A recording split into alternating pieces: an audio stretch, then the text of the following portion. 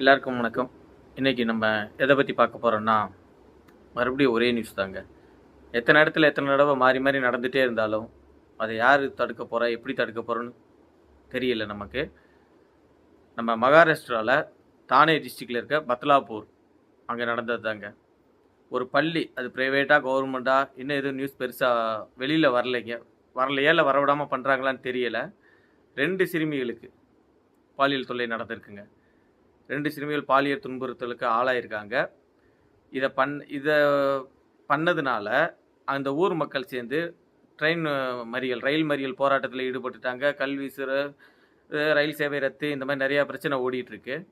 மறுபடியும் அதிலிருந்து இந்த மாதிரி ரயில் சேவை ரத்து பண்ணதுனால, ரயில் மறியல் போராட்டத்தில் ஈடுபட்டதுனால அங்கேருந்து 40 பேர் கைது பண்ணப்பட்டிருக்காங்க. 300 பேர் மேலே எஃப்ஐஆர் பதிவு பண்ணப்பட்டிருக்கு. அந்த 300 பேர் யார், என்ன பண்ணாங்க, இதில் மறியல் பண்ணவங்க மேலே போலீஸாக தடியடி வேறு நடத்தியிருக்காங்க.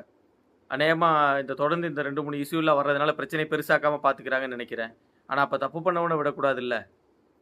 அதுக்கு என்ன பண்ண போகிறாங்கன்னு தெரியல.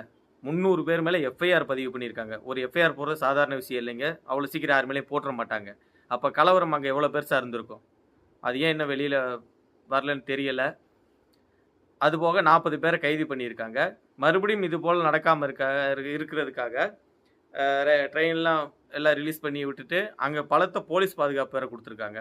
இதை பற்றி அந்த அமைச்சர்கிட்ட, அந்த மாநிலத்தோட அமைச்சர்கிட்ட கேட்குறப்போ, இந்த கொடுத்துருக்க புகாரின் பேரில் கடும் நடவடிக்கைகள் எடுக்கப்படும் தகவல் சொல்லியிருக்காரு.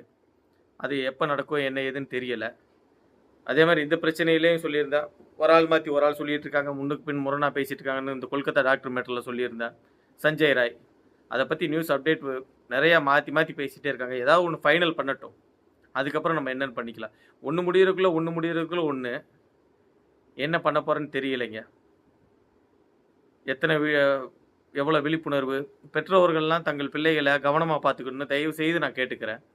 அவங்க ஸ்கூலுக்கு போகிறாங்க, ஸ்கூலில் அவங்களுக்கு என்ன ஆகுது ஏதாகுது டெய்லி ஒரு 5 நிமிஷம் உட்காந்து பேசுங்க. அவங்கள்ட்ட ஒரு 5 நிமிஷம் அவங்களுக்காக டைம் தனியாக ஸ்பெண்ட் பண்ணுங்கள். அவங்க பிரச்சனைகளை கேட்டு தெரிஞ்சுக்கங்க. அவங்க வெளியில் சொல்ல முடியாத, பெற்றவங்கள்ட்ட சொல்ல கூச்சப்பட்டாலும் அம்மாட்டையோ இல்லை அப்பாவோ தனிப்பட்ட முறையில் கூட விசாரித்து பாருங்கள். எப்போ என்ன நடக்குதுன்னே தெரியல. நேற்று பார்த்த சம்பவத்திலாம் பார்த்தோம்னா, அந்த கிருஷ்ணகிரி என்சிசி சம்பவத்திலாம் பார்த்தோம்னா கிட்டத்தட்ட 10 நாள் கழிச்சு தான் பெற்றோர்களுக்கு தெரிஞ்சிருக்கு. பெற்றோர்களுக்கு தெரிஞ்சதுக்கு அப்புறம் தான் ஆக்ஷனே எடுத்திருக்காங்க. அந்த ஸ்கூல் முதல்வர்கிட்ட சொன்னப்போ கூட அவர் கண்டுக்கல, இந்த பிரச்சனையை விட்டுருமான்னு சொல்லியிருந்தார்ல. அந்த வீடியோ நான் கீழே லிங்க் கொடுக்குறேன். டைம் இருந்தால் அந்த வீடியோவை போய் பாருங்கள்.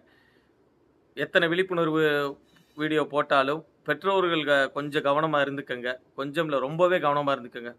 குழந்தைகளை இந்த உலகத்துக்கு நீங்கள் கொண்டு வந்த உயிர்களை கொஞ்சம் பத்திரமா பார்த்துக்கங்க. என்ன பண்ணுறது, இந்த மாதிரி வெறிநாய்கள்கிட்ட தான் நம்ம கொண்டு போய் கொடுக்குற மாதிரி இருக்குது. வேறு வழி இல்லைங்க.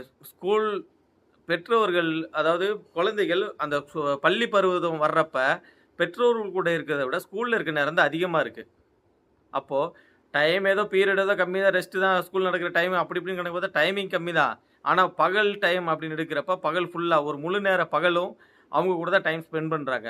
பெற்றோர்களோட வந்தோடனே சாயந்தரம் விளையாட போயிடுறாங்க, நைட்டு தூங்கிடுறாங்க, இல்லை ஒரு மணி நேரம் 2 மணி நேரம் ஹோம் ஒர்க் பண்ணுறாங்க. இதுக்கு இடையில் அவங்களுக்கு இந்த மாதிரி பிரச்சனைகள் நடந்தால் அது இப்போ இருக்க சூழ்நிலைக்கு மன உளைச்சலுக்கு ஆளாகி குழந்தைகள் வேறு ஏதாவது முடிவு எடுத்துருவாங்க. தயவு செய்து பெற்றோர்கள் ஸ்கூல் விட்டு வந்தோடனே டெய்லியும் குழந்தைகள் கூட ஒரு 5 நிமிஷமோ 10 நிமிஷமோ டைம் ஸ்பெண்ட் பண்ணி தனிப்பட்ட முறையில் உங்களுக்கு என்ன பிரச்சனைன்னு கேட்டு தெரிஞ்சுக்கங்க. நன்றி.